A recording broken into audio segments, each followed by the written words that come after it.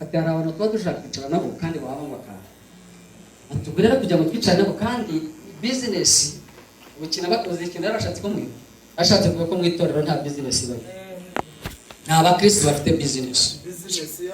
business yacu abantu dukorana ni abantu baba bafite wicarana n'abantu bacuruza ukaba umucuruzi wicarana n'aborozi bakomeye nawe ukaba umworozi ukomeye ugafite n'icyatsi ukabishakishamo ngo ugera n'abanyabwenge kwa munyabwenge si cyanditswe kugera nabo ubwo no gusangira nabo menye n'ukwicarana nabo ariko uriya mugabo ntabwo yashakaga ibye bwana Daniel ntabwo yaragiye gutorezwa ibwami ntabwo yendaga gukorera imirimo ibwami arakavuga ati nubwo nenda gukorera ibwami ariko sindi yiziyaguza ntabe ibwami gamerera mu mutima wawe nubwo wicana n'abaminisita ariko utaziyanduza nk'iyo nizemereza abaminisita nubwo wicarana n'abacuruzi bakomeye utaziyanduza n'abacuruzi bakomeye impamvu tuzamuka Imana iravuga ngo izamukura ku cyavu mutware wicazanye n'abakomeye ariko ntabwo ishakura ku cyavu wera ngo numara kugera mu bakomeye ibindi kubanduye irashanga uve hasi ureshejwe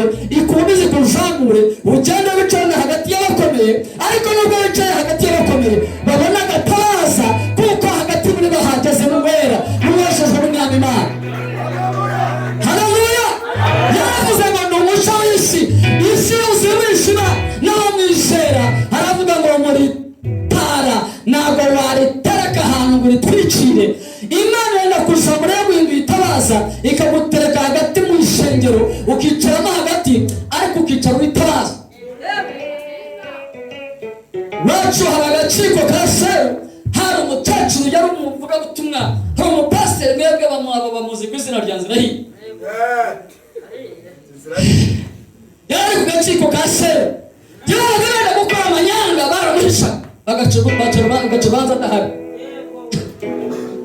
yabagenda gukora amanyanga bagira uwo bariganya bagira uwo bahembye akabahenje ku rubanza baramuhishaga bagaca adahari ko yabaga hari yazaga mu rubanza akazana na Bibiliya. Imana impamvu kuzamura irakuzamura ugenda ne kwera kwawe ahari wazaza na kwera hagati aho murakomeye ntabwo impamvu z'Imana kukuzamura hasi no kwicazanya n'abakomeye ari ukugira ngo tore wandure ahubwo iragira ngo nugera mu bakomeye uwerekane kwera kw'Imana. Haleluya! Haleluya! Impamvu z'Imana kuguhindura umuntu ukomeye no guhindura umuntu uzamutse. Urabona twebwe ubu nkanje nihize kubaho batamaka dubuka bwabereye mu kwikanisa y'Imana nta kada bamaye batamumiye ubuzima nabo baye mu mwebwe mwavutse batumira amaye mwebwe mwaguze batumira nje nabaye wanduye ndahantu ariko bakagira uko nibampamagara. Imana yaje kugenda ingirira neza nzamurayo nanjye izina ryanjye rikamenyekana n'ubu nta umafite kada zuzuye ngo dute watekesha cyane nyinshi banumira kugira ngo mutahe. Imana ibintwara yo kugira ngo ntabwo ibintwara kugira ngo mpinduke boss impindura kugira ngo nintunguke nerekane kwera kw'Imana. Imana yaguhamagaye nubona Imana ikuzamura ikongeraho iragira ngo iguhuze n'abakomeye hasi berekanye kwera muba hasi mubaciriritse hagati aho hafi aho bari mwayene nayo ikwera werekane kwera nikugeza muri aba naho ubereke kwera kw'Imana nikuzamura ikakwicaza hagati muri baminisa naho ukomeza werekana kwera kw'Imana. Imana yarabye Daniel abaye umwizera bari hasi iramuzamura imujyana n'abanyabwenge b'i Babuloni ajya kwigana n'ab'isi bwami kugira ngo naho Imana ihirwe nabo barebe kwera kw'Imana. Haleluya! Imana yakomeje kwerekana kwera kw'Imana byatumye umwami umunsi umwe ahaguruka arahagarara afata speech aravuga ati umuntu mu gihugu cyanjye mu bihugu 120 yanyoboye umuntu uzaramya Imana itari ya Daniel na Shadraka na Meshaki yategetse babica. Haleluya! kuko Daniel yerekanye kwera kw'Imana. Amen. Mose umwami afata speech aravuga ati ndavuze ndi umwami w'i Babuloni ibihugu bikubiye hamwe ibihugu 120 ndategetse umuntu uzaramya indi Mana itari Imana ya Shadraka na Meshaki na Daniel ubundi itegeko ni rimwe gusa umutera mu buye mpaka kwera iki Daniel yerekanye kwera ari mutoya, yerekana kwera ageze hagati, ageze no mu minisitiri nawe yerekana kwera, ageze ibwami mu ngoro y'umwami aho ho basangiriraga naho yerekana kwera. Haleluya! Mana ntabwo iguhamagara kugira ngo wanduze, iraguhamagara kugira ngo yerekane kwera. Ntabwo ikuzamura igukura mu butindi n'ivu, iguhubita ubukire, iguha imodoka. Nubwo yaguha imodoka ishaka komeza kwerekana kwera, uzajya ugenda pakingi nk'abandi ba pakingi. Hari utumodoka tudapakinga aho izindi zipakingi, pakinga nk'inyimiri zinjira mu gipangu arizo ziza guca cyane bitaro, ukavuga uti hey, izo bakacingura zikinjira. Hari akaza rero n'utu dupakinza nuko basubiza igare, bagira gutya gusa ukibwinza ukamenya ngo iyawe ntabwo irango yinjira mu gipangu, ukagenda ukagapakinga nk'iyo ngiyo inyuma, ukaza n'ibirenge mwanduye. Ariko niyo Imana nigende kuvana kumada gushyira ku yindi, kagushyira kuri ya yindi yinjira mu gipangu cy'abaminisita, nabwo nibishayo uzerekane kwera kw'Imana. Ntabwo ikuzamura kugira ngo ujye kwiyirata, ikuzamura kugira ngo ujye kwerekana kwera kw'Imana. Ntabwo Imana yaduhamagariye kwanduzwa, ahubwo yaduhamagariye kwezwa. Imana ntabwo iduha umugisha kugira ngo bitwanduze, ntabwo Imana iduhereza ubutunzi kugira ngo bitwanduze, ahubwo iduha ubutunzi kugira ngo duherekane kwera kw'Imana. Yerekana yuko Uwiteka ikura ku cyavu ikicaza rero bikomuguma, kandi umuntu agakomeza yera. Amen. Natinze hano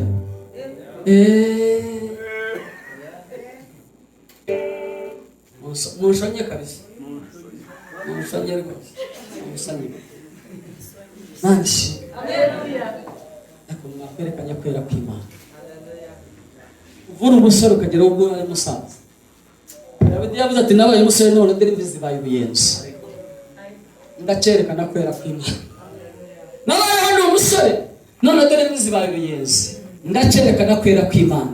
Ntabwo ndareba umukiranutsi waretse gukiranuka ngo yajya kwaba abashakisha, naganaga amaboko.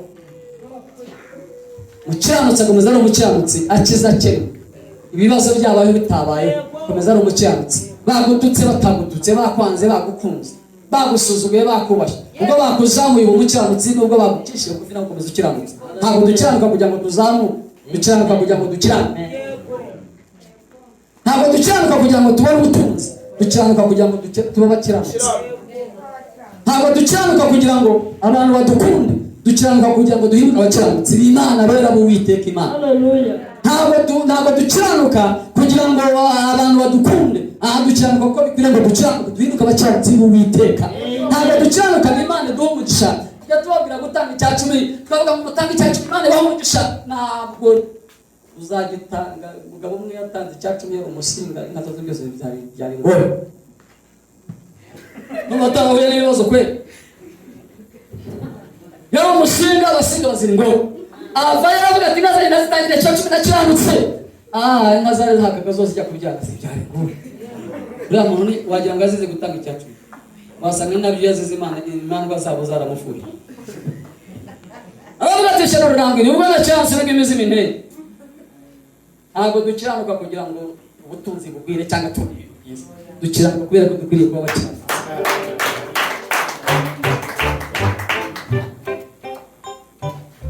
Umva, ntabwo nciye bugufi y'umusaza ngo ncire umutwe nkomeze nciye bugufi kugira ngo mbone icyo mbona. Nca bugufi kuko nkwiriye guca bugufi. Ankunze atankunze, ampaye atampaye, naca bugufi nkamworohera nkamwubaha ati washanuwe, naca bugufi ati mva imbere nakomeza mpaye, kuko nkwiriye kuba ariko nkora. Ntabwo mbikora kugira ngo agire icyo angabira. Benshi muratanga ngo babahere, inyigisho twabahaye twabigishije ntagize tanga nizo zakira. Ushobora kwakira kimwe no kutanakira, ariko utanga kuko umwuka wo gutanga kubwiye gutanga. Musenge Imana ikora itangaza, wanasenga ntibikore, ariko ukuriye gusenga. Turayihata se cyangwa turayitegeka? Mukiranuke Imana igukorera ibitangaza. Ni ikiguzi se? Kiranuka kuko ukuriye gukiranuka, ntabwo ari ikiguzi wagurira Imana kugira ngo Imana igukize. Abakiranutsi bakomeje ari ibimuga. Uriya Pese ni umunyabyaha, hajya ari hano. Buriya n'ibyaha byamuteye komeza azingazinzwe amaguru. n'ibyaha ntabwo yajya mu ijuru. Imana ibisanze yamahagurutse itanamahagurukije, icyo si cyo kibazo cyatuma yanga gukiranuka. Rero ntabwo dukiranuka kugira ngo Imana ikore ibitangaza, dukiranuka kuko dukwiriye gukiranuka.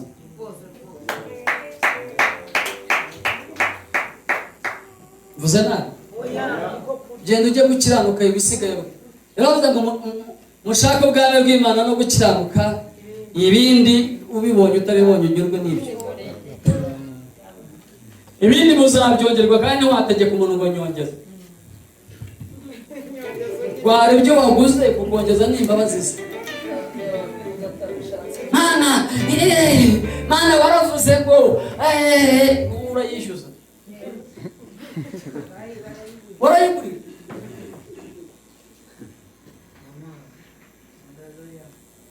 Imana ifite ubumana bwayo.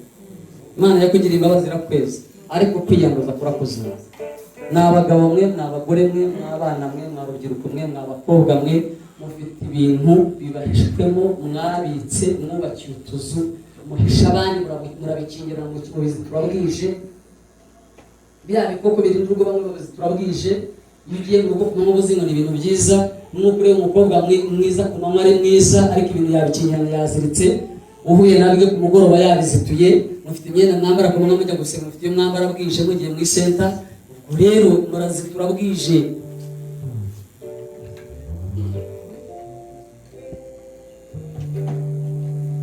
Usanze umugore cy'empanzi yagiye buremeza ingoma, yagiye Masindi, wagira ngo siwe utaha muro. Aragenda igenda igahinduka, n'imvugo igahinduka,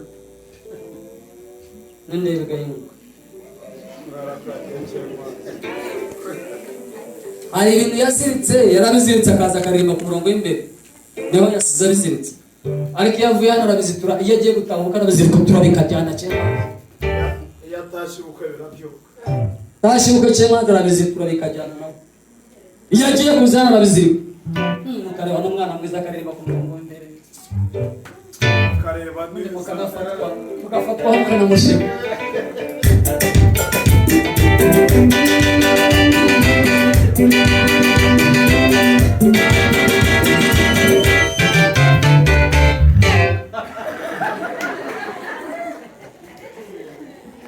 Yasize abiziritse.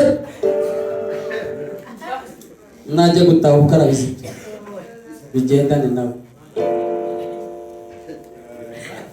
Mugabo yagiye mu isenta bundi, ndajyana n'abagabo bacu mu rusengero, twajya kuziga cyangwa twajya mu rugo, ukagera mu modoka ye, bagera mu modoka buri umwe yazituye ikibuga cye.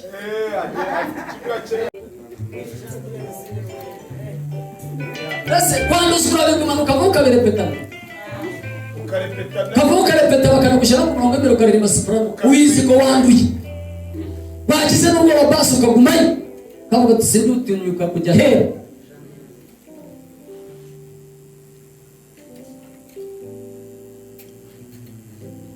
Mufarisamo umunyabyaha umwe umukoresha w'ikoro ngo yaraje ajya hariya yikubita hasi arapfukama aravuga ati sinkwiriye no kureba mu ijoro. Ndi umunyabyaha ndishyira, ntabwo nkwiriye kureba no mu ijoro.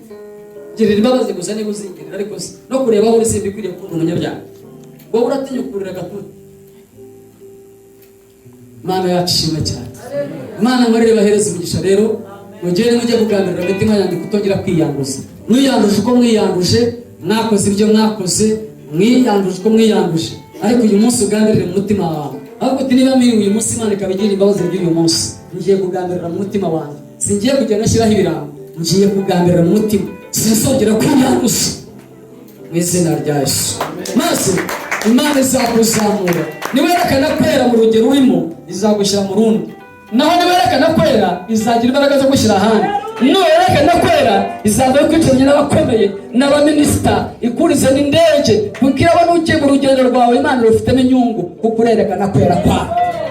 Ariko rati kuzamure kugira ngo werekane ibiki? Iguhuza n'abakomeye kugira ngo bereke iki? Ikugira umukire kugira ngo n'uwo mukire wimarire iki? Kugira ngo werekane ko uyu muntu ubutunzi. Umuntu umwe yize kubwira umupasiteri nawe ati nuko ukiri umukene, impamvu ukiranuka no kuri umukene. Wakurariza nk'amagara 5 zikakurare ugakomeza kuba pasiteri, narahira nkamenya ko uri umurokore. ntabwo ari uwa mbere yarabibonyeho abandi, ariko niyo Imana yakuzamura uzerekane kwera, niyo yakurareza nk'igihumbi uzerekane kwera, niyo yakurareza amamodoka 100 apakinga mu gipangu cyawe uzerekane kwera, nuzamuka ukajya mu kwera. Haleluya! Uzerekane gukiranirwa kw'Imana, uzababera umucyo, uzabera itabaza, uzahagararira Imana aho Imana izakugeza hose. Niwerekane Imana aha n'ahakomeye cyane, no kurushaho no mu ndege uzerekane kwera kw'Imana. Imana nkorera irahereza ubujana bw'Imana.